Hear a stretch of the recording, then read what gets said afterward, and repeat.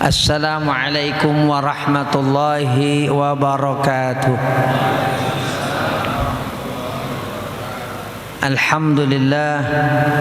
Alhamdulillahilladzi akramana bil Qur'ani was sunnah. Allahumma salli wa sallim ala sayyidina wa nabiyyina wa habibina Muhammadin a'zamil makhluqati wa syafi'il ummah wa ala alihi wa sahbihi al-faizina bidukhulil jannah fi yaumil qiyamah. Amma ba'du.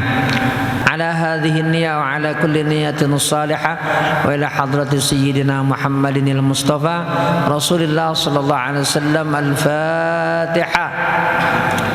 A'udzu billahi minasy syaithanir rajim. Bismillahir rahmanir rahim. Alhamdulillahi rabbil alamin arrahmanir rahim maliki yaumiddin. Iyyaka na'budu wa iyyaka nasta'in. Ihdinas siratal mustaqim. Siratal ladzina an'amta 'alaihim ghairil maghdubi 'alaihim waladdallin. Amin. Ada satu pasal. Bismillahirrahmanirrahim. Pada malam hari ini kita membahas tentang hadis-hadis yang berkaitan dengan sholat duha. Ini penting. Malam ini alhamdulillah kita bisa ngaji pada malam hari ini. Mudah-mudahan waktu kita dikasih barakah oleh Allah Subhanahu wa taala, karena kita tidak hanya membaca teks tapi kita memahami konteks. Tidak hanya membaca makna hadis secara letterlek, tapi maksud hadis apa. Nah, ini penting banget. Tadi ada beberapa hadis. Pertama, hadis riwayat Sayyidah Aisyah. Seorang tabi'in yang bernama Syakik bin Abdullah tanya kepada Sayyidah Aisyah, "Akana Rasulullah sallallahu alaihi wasallam yusalli duha?" Apakah Rasulullah sallallahu alaihi wasallam itu salat duha? Qalat, Aisyah menjawab, "La, enggak. Illa an yaji'a min maghribih." Kecuali kalau Rasulullah datang ketika beliau dari safar. Maghrib maksudnya tempat beliau tadinya enggak ada, jadi enggak ada. Maksud dari bepergian kemudian datang. Baru Rasulullah sallallahu alaihi wasallam salat duha. Masih riwayat satu lagi Sayyidah Aisyah. Ma ra'aitu Rasulullah sallallahu alaihi wasallam yusalli subhatad duha. Aku enggak lihat Rasulullah sallallahu alaihi wasallam salat sunnah duha qattu sama sekali. Wa inni la usabbihuha. Tapi kalau aku melaksanakan salat duha, in kana Rasulullah sallallahu alaihi wasallam la yad'u al-amala wa huwa yuhibbu an ya'malaha. Adalah Rasulullah sallallahu alaihi wasallam jika beliau meninggalkan satu perbuatan baik, padahal beliau senang, sebenarnya beliau suka melaksanakan amal itu, kok beliau tinggalin? Khasyata an ya'mala bihin nas. Nabi khawatir nanti orang semuanya pada ngikut melaksanakan perbuatan itu yang dilakukan oleh Rasulullah sallallahu alaihi wasallam, fayufradu alaihim, nanti jadi diwajibkan. Aku enggak lihat Rasulullah sallallahu alaihi wasallam salat sunnah duha.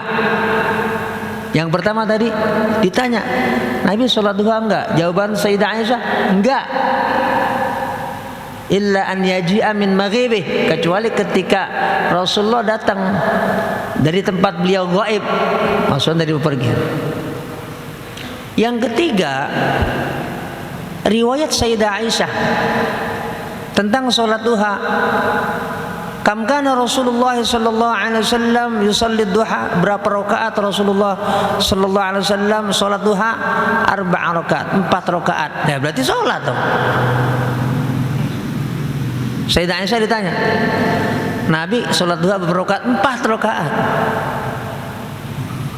Ada riwayat tadi Ummu Hani lebih dari 4, karena ada ucapan Sayyidah Aisyah wa yazidu ma yasha, dan Nabi menambahkan lagi 4 rakaat jadi beberapa rakaat sampai 8 rakaat.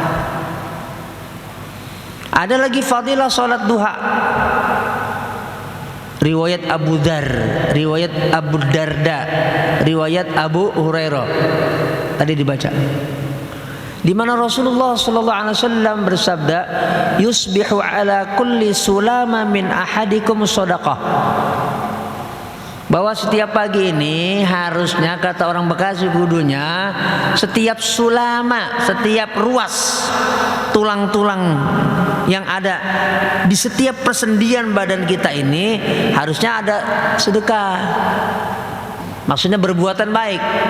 Fakullu tasbihatin shadaqatun, wa kullu tahmidatin shadaqatun, wa kullu tahlilatin shadaqatun, wa kullu takbiratin shadaqatun, wa amrun bil ma'rufi shadaqatun, wa nahyun 'anil munkari shadaqatun, wa yujzi'u min dzalika rak'atani yarka'uhuma min ad-duha.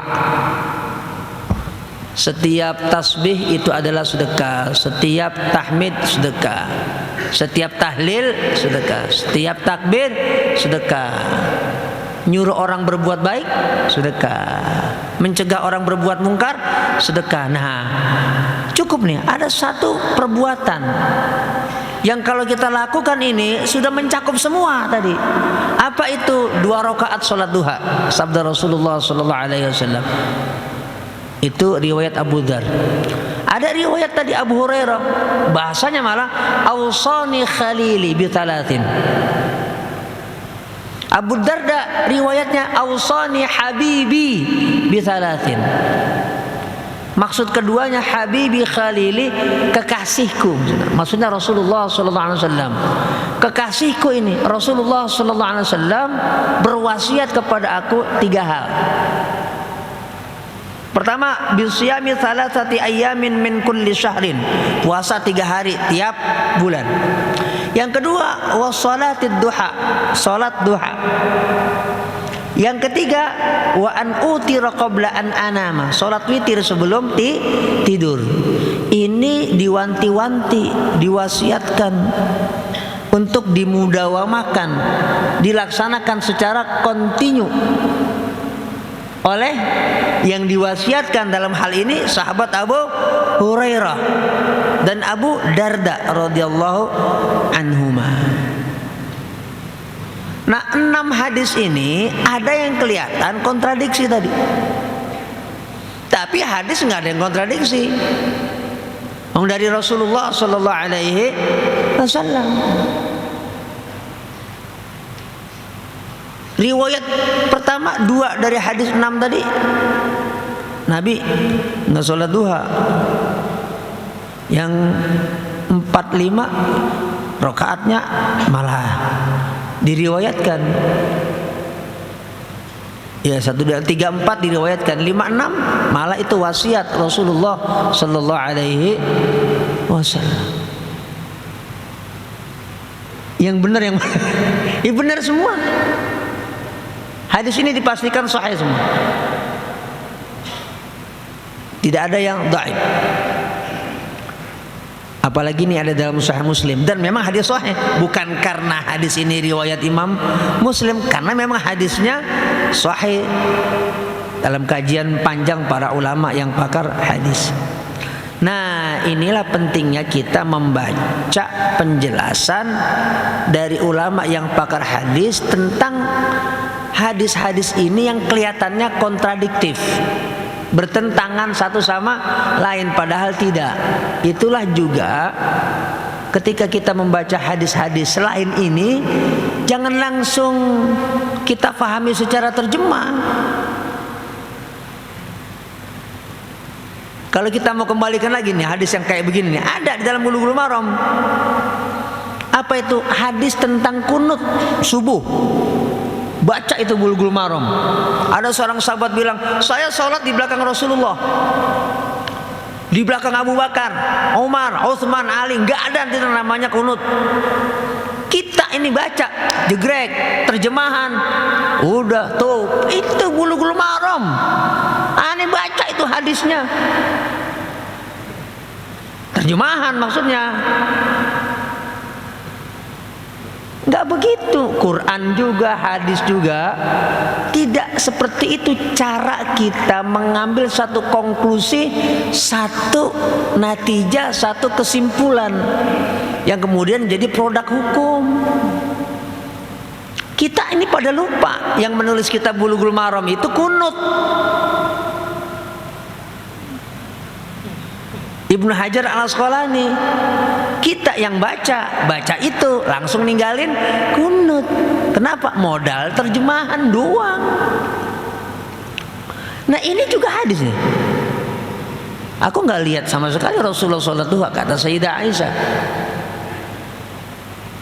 Nabi sholat duha enggak. Besok tinggalin dari sholat duha. Kenapa? Hadis sahih riwayat Imam Muslim, nggak ada itu namanya sholat duha. Aneh tobat kemarin namanya sholat duha.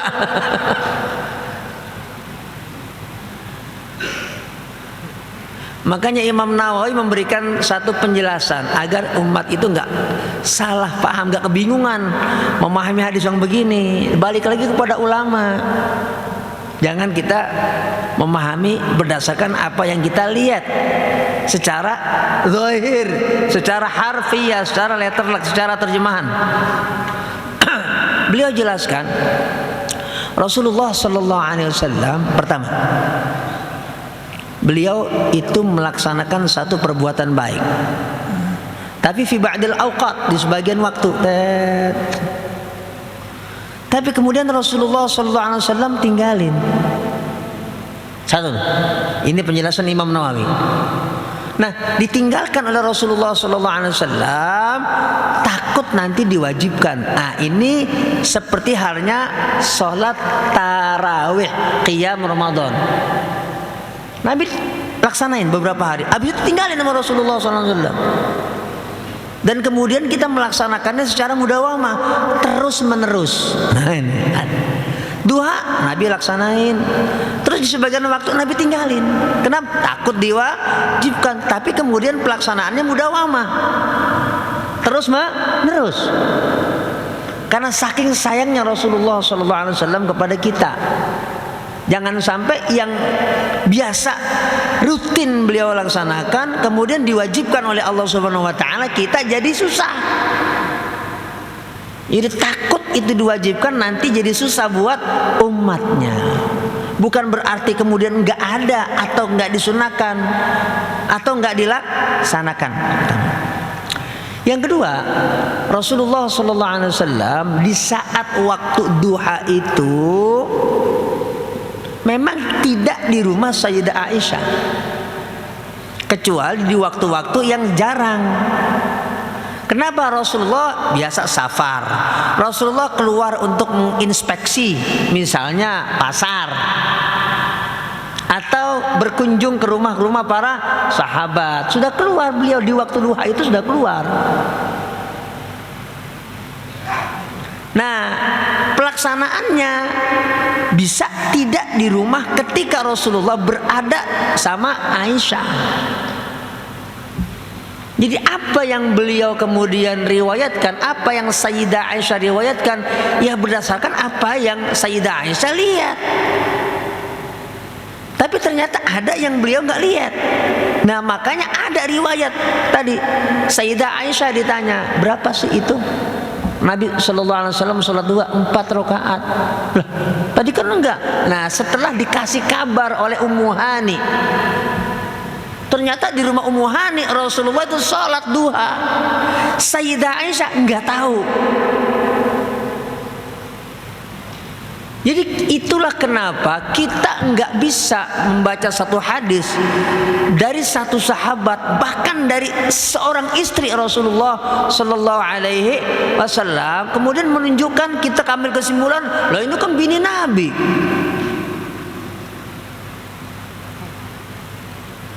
Bini Nabi yang meriwayatkan.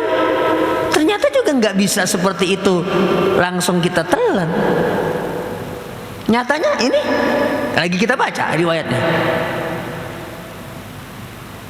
yang dilihat itulah yang disampaikan oleh Sayyidah Aisyah. Tapi kemudian ada dikasih, Sayyidah Aisyah dikasih tahu, di rumah Ummu Hani Rasulullah laksanain. Oh percaya, oh iya. Berapa? Nabi berapa? Oh 4 rakaat. Oh sekian rakaat. Itu.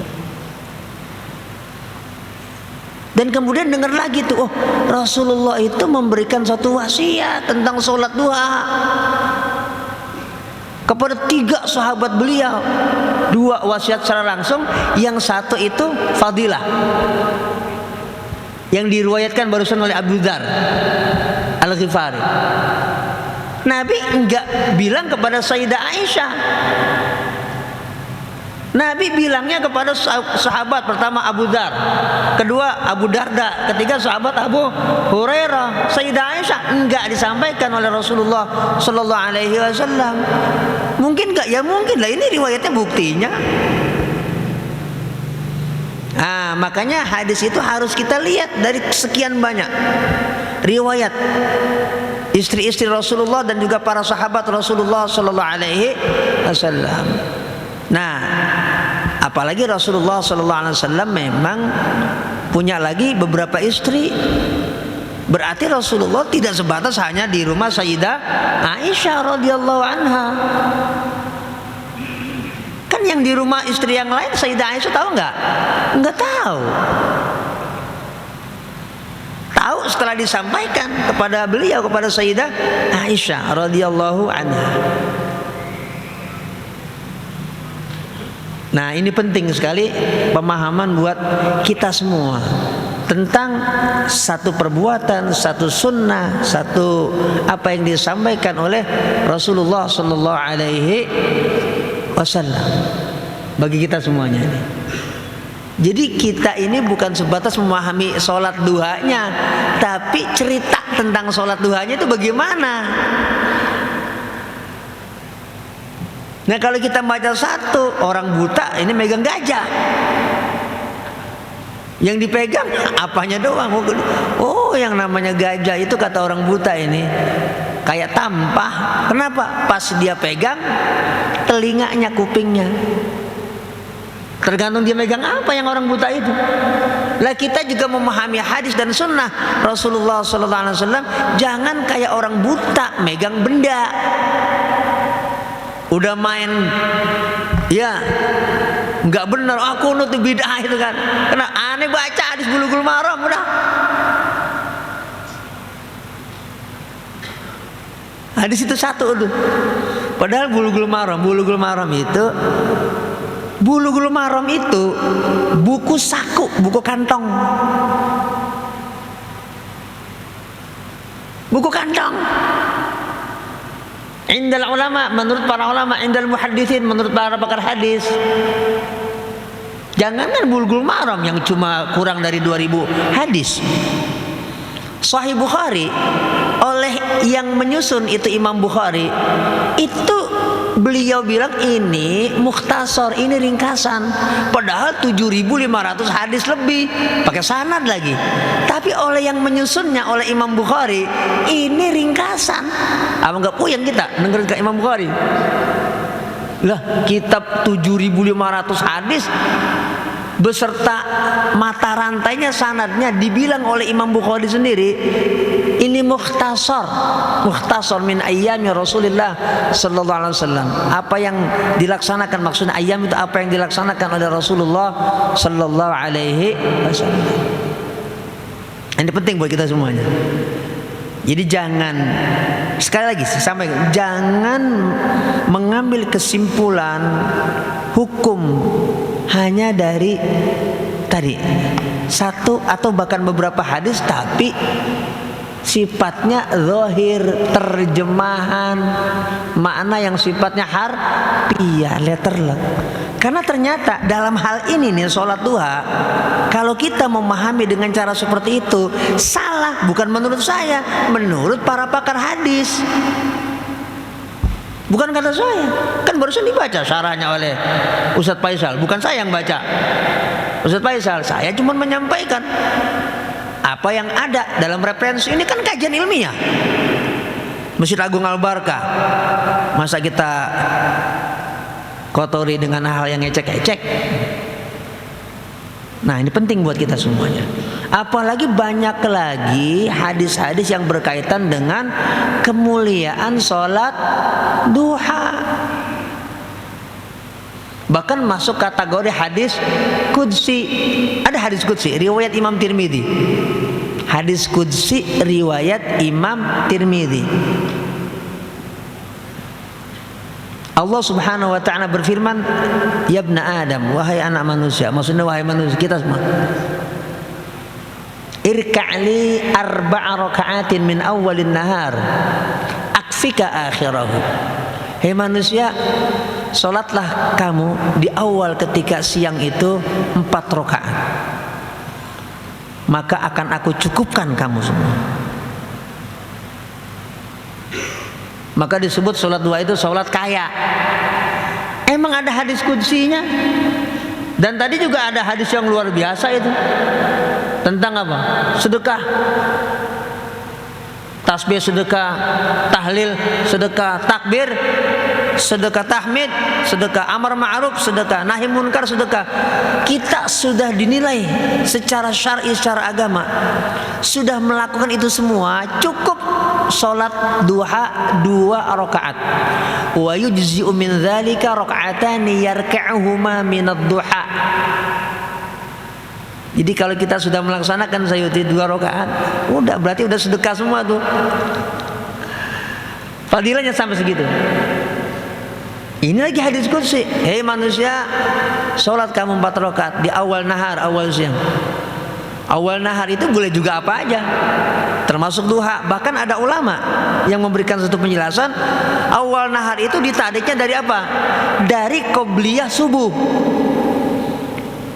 Rakaat al-fajr khairum minad dunya wa ma fiha. Udah ditariknya dari situ. Udah ditarik tuh oleh para ulama. Karena 4 rakaat Allah bilang, Allah berfirman, ini sholat apa kan nggak dijelaskan. Yang penting hai manusia, ya sholat kamu 4 rakaat umum.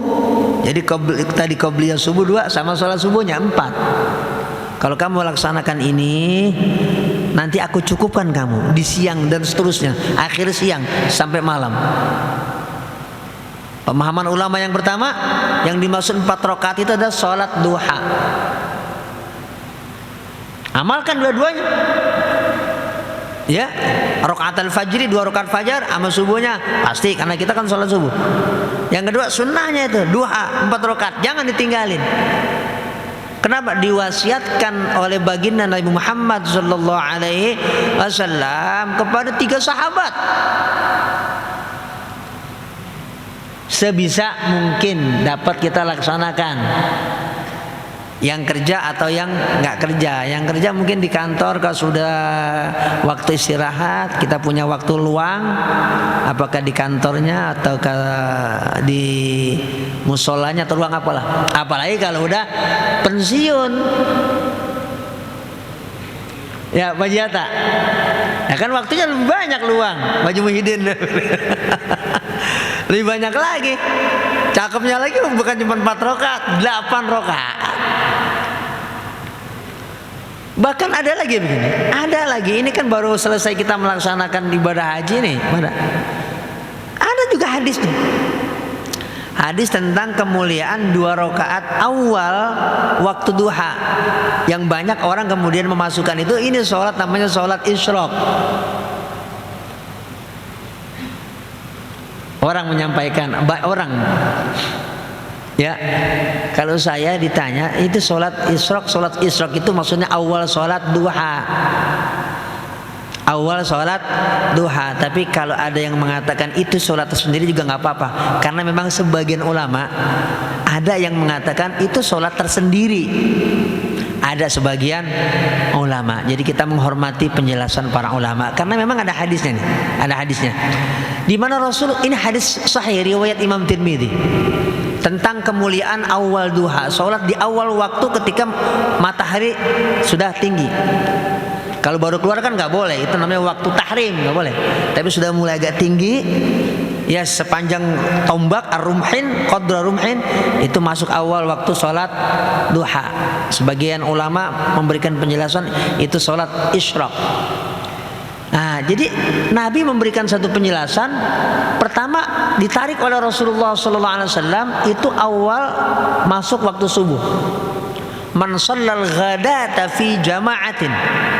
Siapa yang sholat ghadat, maksudnya sholat ghadat itu sholat subuh berjamaah.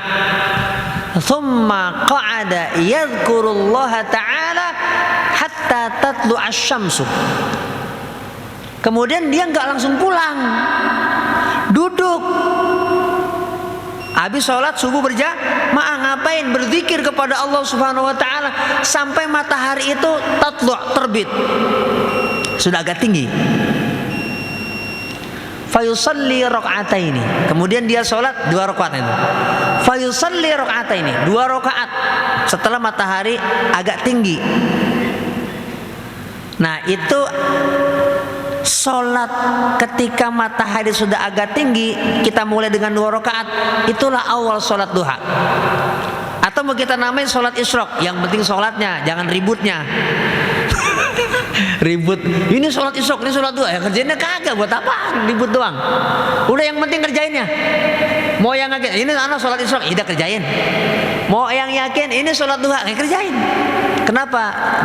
Dua ini dijelaskan oleh para ulama. Yang penting ketika sudah tinggi sholat 2 rakaat. Kalau itu kita laksanakan, apalagi tadi ditambah lebih dari 2 rakaat, kana lahu ka ajri hajjatin wa umratin. Itu kalau dia laksanakan tuh, dia dapat nilai, dapat pahala haji dan umrah. Sampai Nabi bilang 3 kali tamatin. Haji umroh yang sempurna. Modalnya udah sholat subuh, Gus. Sholat subuh berjamaah, jangan keluar kemana-mana. Kemudian nanti matahari udah keluar, sholat dah 2 rakaat minimal. Udah dapat pahala haji sama umroh sempurna. Cuman jangan dipanggil haji. Itu kan tradisi. Cuman itu doang. Tapi nilainya, pahalanya dapat. Sampai Nabi bilang itu sempurna 3 kali. Saudara Ali, Pak Hidayat. Tamatin.